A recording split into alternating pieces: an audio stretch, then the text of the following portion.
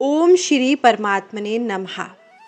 धृतराष्ट्र के प्रश्न का उत्तर संजय आगे के श्लोक में देना आरंभ करते हैं। संजय उवाच दृष्ट्वा तु पांडवानिकं व्यूढं दुर्योधनस्तदा आचार्यम् उपसंगम्य राजा वचनम ब्रवीत। अर्थात संजय कहते हैं, उस समय वज्रव्यूह से खड़ी हुई पांडव सेना को देखकर और द्रोणाचार्य के पास जाकर राजा दुर्योधन इस प्रकार वचन बोला।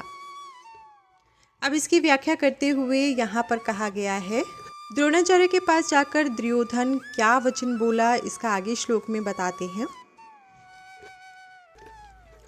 पश्यताम पांडुपुत्राणाम आचार्य महतीम चमुं व्यूढां द्रुपदपुत्रेण तव शिष्येन धीमता।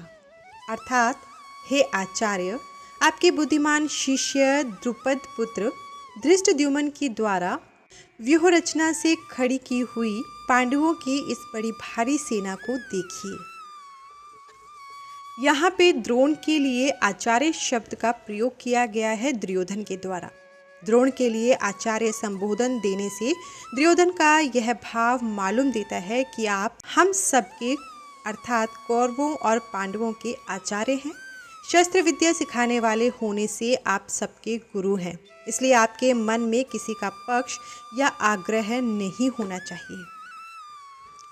आगे तव शिष्येन धीमता, ये शब्द जब श्लोक में दुर्योधन ने प्रयोग में लाए हैं तो इन पदों का प्रयोग करने में दुर्योधन का भाव यह है कि आप इतने सरल हैं कि अपने मारने के लिए पैदा होने वाले धृष्टद्युम्न को भी आपने अस्त्र शस्त्र की विद्या सिखाई है, और वह आपका शिष्य धृष्टद्युम्न इतना बुद्धिमान है कि उसने आपको मारने के लिए आपसे ही अस्त्र शस्त्र की विद्या सीखी है।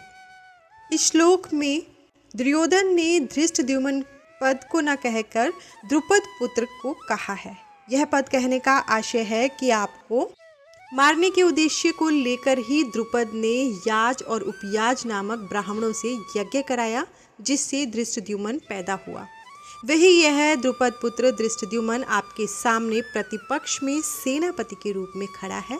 यद्यपि दुर्योधन यहाँ द्रुपद पुत्र के स्थान पर धृष्टद्युम्न भी कह सकता था, तथापि द्रोणाचार्य के साथ द्रुपद जो वैर रखता था, उस वैर भाव को याद दिलाने के लिए दुर्योधन यहाँ द्रुपद पुत्रेण शब्द का प्रयोग करता है कि अब वैर निकालने का अच्छा मौका है।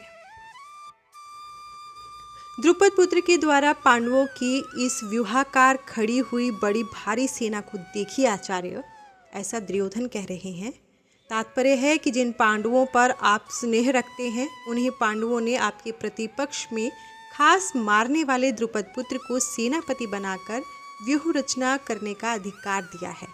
अगर पांडव आपसे स्नेह रखते तो कम से कम आपको मारने वाले को तो अपनी सेना का मुख्य सेनापति नहीं बनाते, इतना अधिकार तो नहीं देते, परंतु सब कुछ जानते हुए भी उन्होंने उसी को सेनापति बनाया। कहने का तात्पर्य है कि यह पांडव सेना युद्ध के लिए तैयार होकर सामने खड़ी है, अतः हम लोग इस सेना पर किस तरह से विजय कर सकते हैं, इस विषय में आपको जल्दी से जल्दी निर्णय लेना होगा।